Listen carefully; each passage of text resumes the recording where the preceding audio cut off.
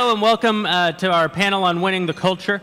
I'm Jeremy Boring, and I'm going to make a brief introduction of the men sitting to my right, and then we're actually going to open up with a video because video is part of what we want to talk about today. How do you change hearts, minds, culture? How do you reach the next generation of voters? In 2014, 90% of all web traffic is video. By 2016, video traffic will double. YouTube is the second largest search engine and the third most visited website in the world. Every day, videos on YouTube are viewed 4 billion times. Video is ideal for communicating complex ideas. Visuals in video are processed by the brain 60,000 times faster than text. Video is ideal for reaching vast audiences. The average user spends 88% more time on a website that has video. Video is ideal for reaching millennials. Over 50% of the world's population is under 30. 96% of those millennials have joined a social network. YouTube is the #1 shared content inside Facebook. Yet conservatives are scarcely represented on YouTube at all. Introducing Truth Revolt Videos. Truth Revolt Videos was created in April 2014 as a way to move beyond traditional text-based news and commentary, creating what has become one of the fastest growing video sites on the right.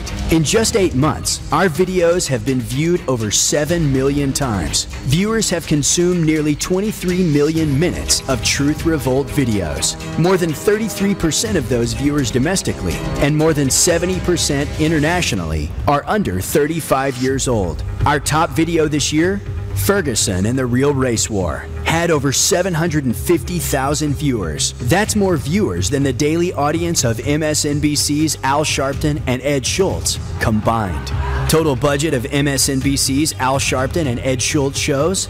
Tens of millions of dollars a year. Total budget of Truth Revolt videos? Not tens of millions of dollars a year.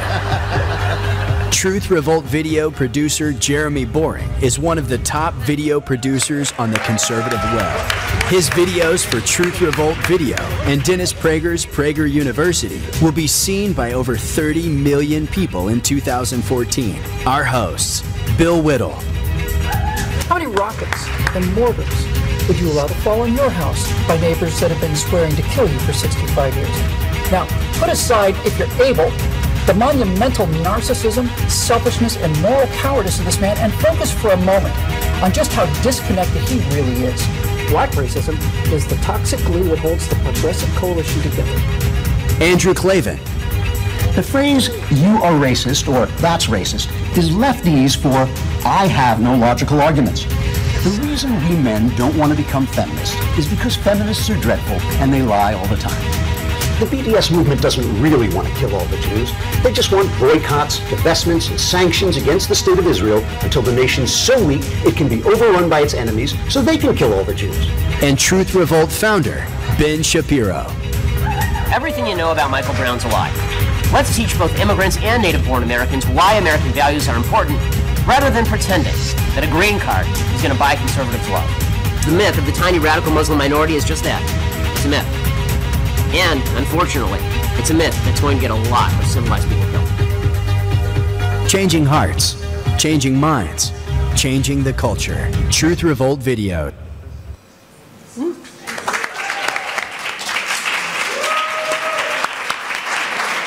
We launched our video program, Truth Revolt Original Videos, in April when we were forced, against our will and against all common judgment, to hire Andrew Klavan to make some videos for us.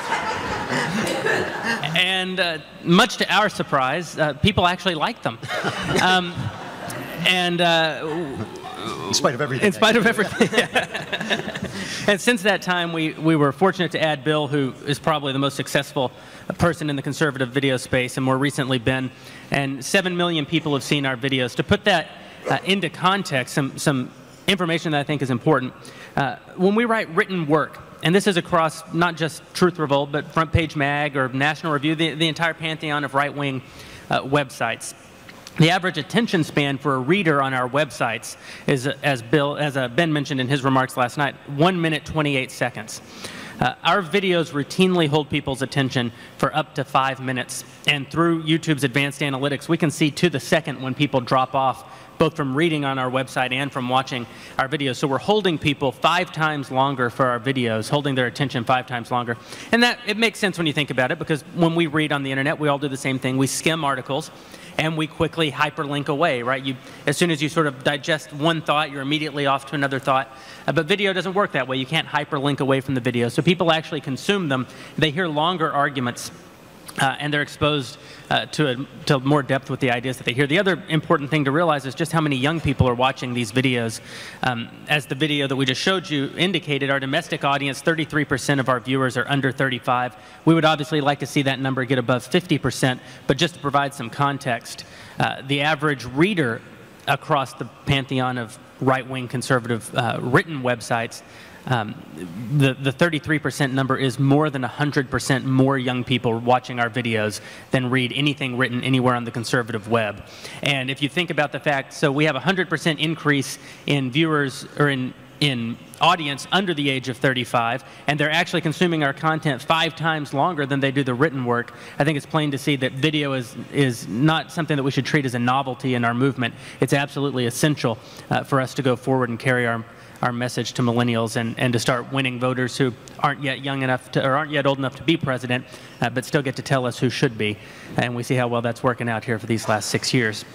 So we're proud of our program, and I'd like to give everybody on the panel the opportunity to say how proud they are of me.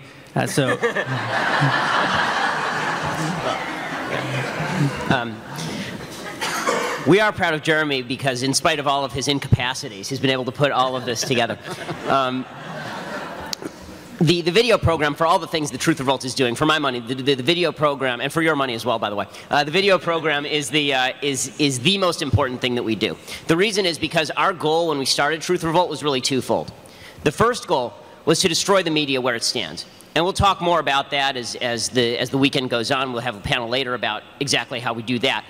That's the cheap part of what we do. The more expensive part of what we do is creating a whole new alternative media for people to actually get their information. Because unless there's an alternative distribution mechanism, then the messages that we want to see put out there, it's not enough for us to just destroy the bad guys. We have to actually build up the good guys. And what we've done here is we've actually built on really a shoestring. I mean, the amount of cost efficiency that we have created in this video program is extraordinarily high. I mean, just so people understand sort of how it works, we release now 3 videos every single week, and each one of us releases a video. Each one of those videos gets over 100,000 views, which is more than an average hour of headline news will get, really. And because we do that, the way that we cost cut is we actually film all 6 videos on one day. We actually come in, we're actually filming 2 weeks in advance because we're trying to keep costs low. Now, that actually leads to a certain disadvantage in terms of the timeliness of the material that we release, because if something happens today, we're not cutting a video until next Monday, and then that video may not come out until a week after that. So that means that we have to forecast the news a little bit. One of the things that we want to look to do in terms of building this out is, as we increase budget, as we increase capacity, be able to walk in on the same day as a news event, cut a video, put that video up that night, and make sure that you can actually grab the news cycle by the horns and impact the news cycle as it's happening. That would make a huge difference in what we're doing. The other thing that we need to do, and we have been doing, and it's been extremely successful, is doing something that the right-wing movement has never really done, which is called marketing. You may have heard of this. What was that word again? Yeah, marketing? No. It starts with, yeah. No, I know. No, I'm drawing a blank. Yeah. Marketing and advertising, not in the let's drop $400 million on ads that nobody will watch variety, but actual marketing, which costs money and is expensive, that actually has jacked up our ratings significantly, and it means that we're drawing an audience that is not our typical audience. It means that we are going outside of our traditional audience. The people who are watching our videos are not coming not even close to exclusively from Truth Revolt. Most of our viewers are coming from other videos on YouTube where they're watching a random video, and all of a sudden, in front of the video, you start getting Bill Whittle's video. And it'll play the first 15 seconds of it, and then people have to click away to that. Once they click, that becomes a view on our video, and that's how we get those big numbers. The marketing budget that we are spending right now, and I want to be completely transparent about this because everybody in the room is interested and is giving. The marketing budget that we are spending right now is $1,000 per video, which is, relatively speaking, absolutely nothing. Absolutely nothing. The reality is that Fox News will spend more on 15 minutes of programming today than we spend for the entire year, probably, for our marketing on Truth Revolt. If you tripled the amount of marketing that we were actually doing, if you spent $3,000 per video, we would have a bigger audience than MSNBC. Completely. That is not a joke. That is a very serious remark. If we were spending $3,000 per video, because the numbers actually grow, they don't grow arithmetically, they grow exponentially depending on the amount of money you put into advertising. So a video that gets 100,000 views right now with $1,000 of marketing, you put in $3,000 of marketing, that may not get 300,000 views, it will more likely get 500 to 600,000 views. The reason that all of this matters is not just because we're looking to rack up numbers. It's because every person who watches one of these videos is somebody who has been made open to one of the causes we are pursuing. And this is where I'm going to flatter my other hosts here. The kind of material that, what's great about the variety of the videos that you're seeing is that on the one hand you have the humor of Andrew Klavan, which is designed to draw in a young audience. Young people like humor, they like mockery, it's why they watch Colbert, it's why they watch Stewart, it's why they've never heard of Chuck Todd. And when people in our movement say, well, where's our Stewart, where's our Colbert, he's sitting to my left. Yeah.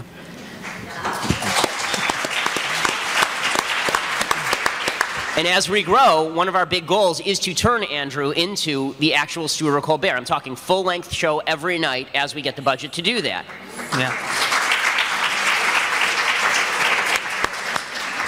And to my right, obviously, is one of the great expositors of conservative philosophy of modern times, greatly underappreciated by everybody in kind of the mainstream media movement. But this guy has built an audience that is astonishing for having no life accomplishments. Can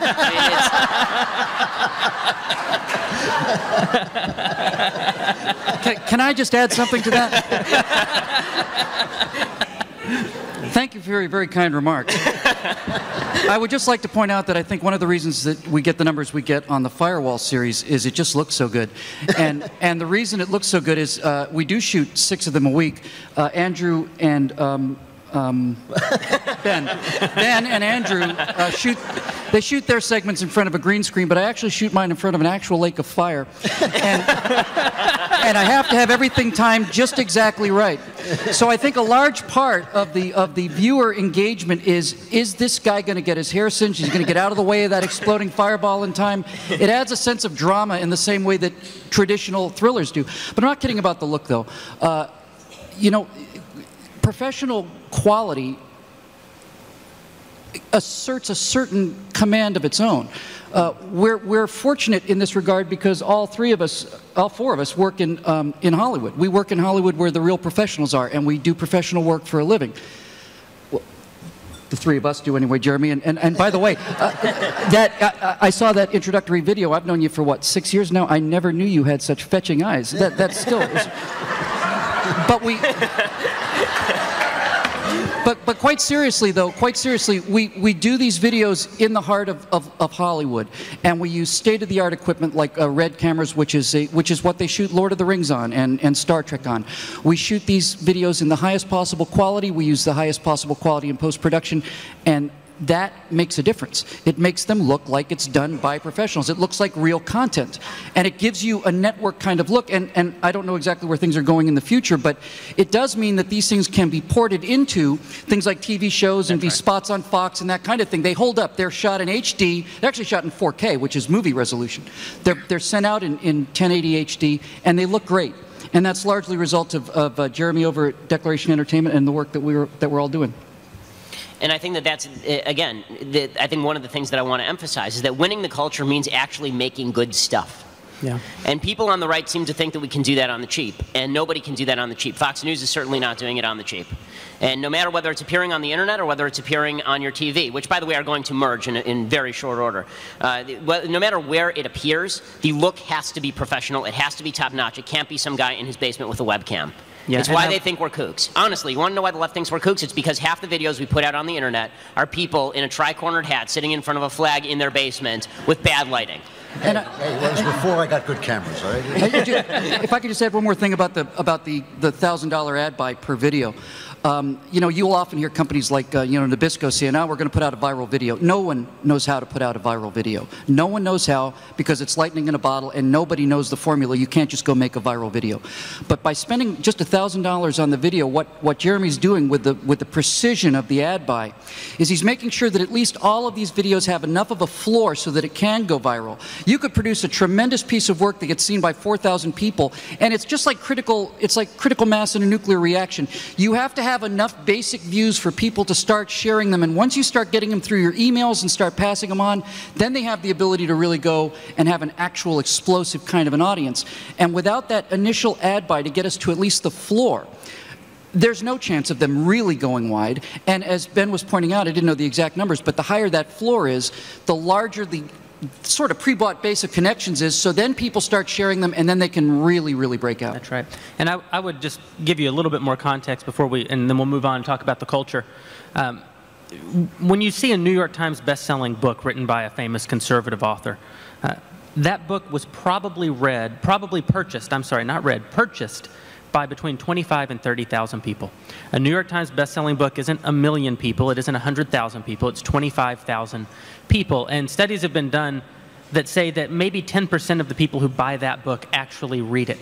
So a New York Times best-selling book by whomever we all adore in the movement sold 25,000 copies, was read by 2,500 people. Our videos, 3 videos a week, each one being seen by between 100,000 people, and when some go truly viral, 200, 300, all the way up to 750,000 for Bill's biggest hit this year. And Bill and I have worked on videos together in the past that have really caught the wave and been seen by 1 million, 2 million people. Clavin has made videos that have been seen by that number of people.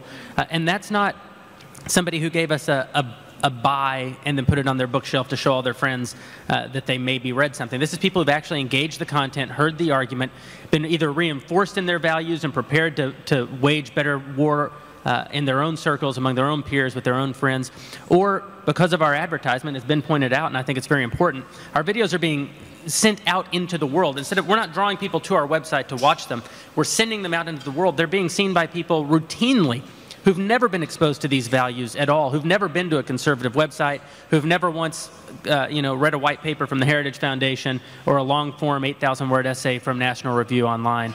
These are people who've never heard our values articulated before, and they're seeing these videos. So for everyone who supported them up until this point, we're immensely grateful for that support. And for anyone who'd like to know more about them going forward and might like to join us on our little adventure, we'd love to talk to you at any time during the weekend. We think it's very important work, and we think that it's the future of where our movement needs to be. We also think it's a place where the David Horowitz Freedom Center is way out ahead of the curve because very few people are actually producing this content on our side. I'm privileged to work for Dennis Prager's Prager University, producing videos there as well, and you'll hear from Dennis this evening, who's also sort of on the front lines in this particular regard. But really, we're the only 2 organizations who are putting out this quality of content and not locking it up behind a paywall. Because you have Glenn Beck, who makes wonderful video, but it's not being seen by anyone who's not willing to pay Glenn Beck $10. And that's a wonderful business model. I'm not in any way denigrating the great work that he's doing, but I'm saying it is a different work. What we're doing is much more evangelical because we're putting out these videos for free and exposing people to them who aren't already prepared to give us their $10 a month, who aren't already visiting our websites. We think it's important work, and we're grateful for the opportunity to continue in it. Free, high-value, high-viewership content. That's what we're doing, and it's coming out every single day. I mean, 3 days out of the week we are putting this out, and we want to up that. We're building a TV network. Right? It costs people. The question that I think all of us on the panel probably get most is, well, why don't conservatives just buy CBS or NBC or ABC? Certainly one of the questions that we get the most.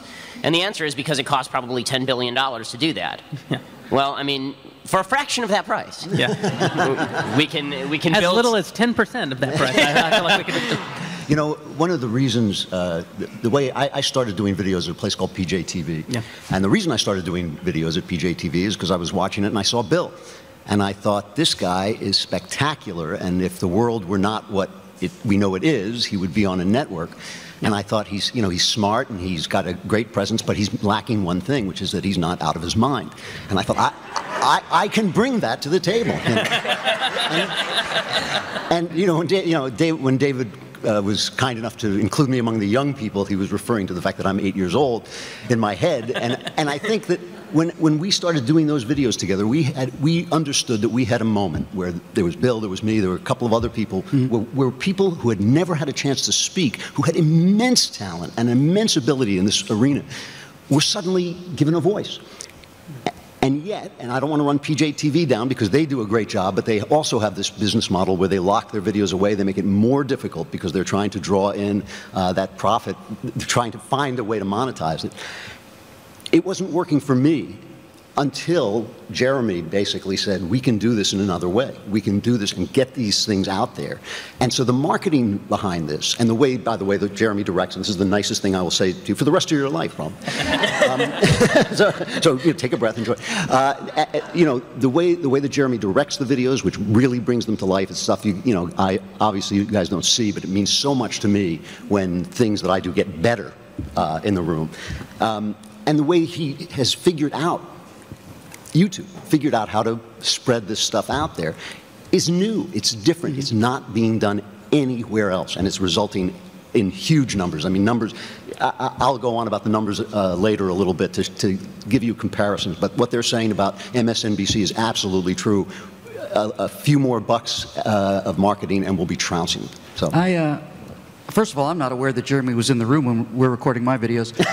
but secondly, when Andrew came to PJTV, I was just getting started with the firewalls. He just started his at Klavan on the Culture, and Andrew came out of a studio, and we were both in the studio at the same time, and I just gotten the latest numbers on Andrew's video, Shut Up, the first Shut Up video, and I think he broke like 30,000 views, and I remember clear as day coming out of that green cube in PJTV going, he got more than 30,000 views, really?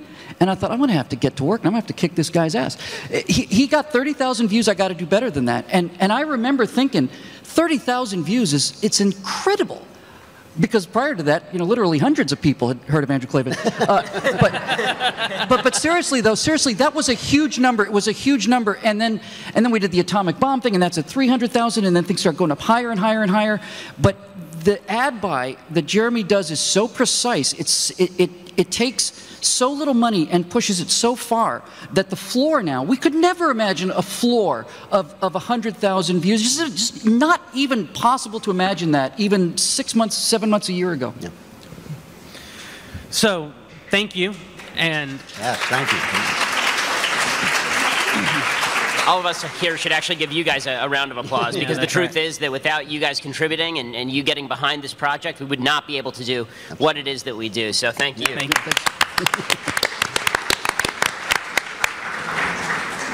And now we're going to change gears a little bit and take you to that heady world called Hollywood, where we all drink champagne and sit in hot tubs until noon and destroy culture corrosively from within. It's a living. Since we start, you know, as Bill pointed out, everyone who's up here right now works in some way in the movie business. We've all written numerous screenplays. We've all had the opportunity to work on film sets, and we're all part of. If there were a secret organization of underground Hollywood people, we would all be a part of it. And we see firsthand, day to day, just how hostile that community is to the values that we would like to see celebrated in our culture. And as I said last year, and would repeat again this year, you know, young people consume 40 hours a week of film and television media. That's a full-time job.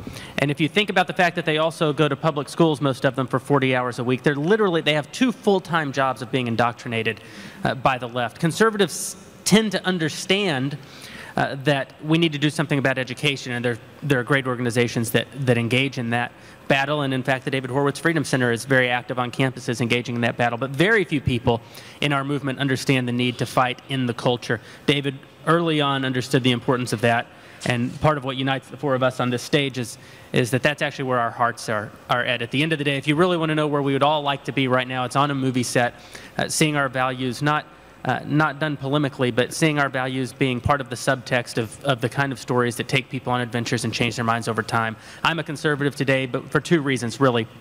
The Cosby Show, and Braveheart. And that sounds like a funny thing to say, except that when I was consuming my 40 hours a week of television when I was under 18, the dads on sitcoms, they were goofy and they were funny and they were the butts of jokes, but at the end of the day, they were the dad. They were the man of the family, and they sat you down and taught you a moral lesson at the end. And now, you don't need me to tell you this, when you watch the television, the dad on any TV show well, he's not, it's not that the mom is always right, she's always right compared to the dad, but the child is actually always right even compared to the mother, which is, of course, part of the left strategy to keep us all in basic perpetual infant states, because that's the only people who would ever vote for their ridiculous policies. And so one of the things that we've done at Truth Revolt under Ben's leadership is pick fights in the culture. And many of you may have followed a little story called The Biggest News Story in the World last week, which was our very public fight with Lena Dunham. And that was an important fight. And a lot of people in our movement didn't understand why it was important. The first day that we were in our battle with Lena, first of all, I know, Ben, you mentioned this last night, but maybe not everyone was in the room. Just show of hand, does everyone in the room know who Lena Dunham is? Good, now we do, because Ben gave a great speech about it last night. But you know, Lena Dunham is more important to the left today than Jane Fonda. She's more important to the left today than... She's more important than Nancy Pelosi. She's more important than Barack Obama. Because, no, she is. She is. She is. Because people watch her show, and if you think young people sit around and listen to the president's speeches and know about his policies, you're out of your mind. That's right. They don't. They watch Girls on HBO, and they watch other shows that they're celebrity fans of, and what those people do and how they vote is how they're going to vote. They don't know the first thing about Barack Obama or his policies, and they don't really care. They know that Lena Dunham likes him. That's it. And they like Lena Dunham, and they like the show, and they like Matt Damon, and they like all these other people. It goes beyond this, though, because Lena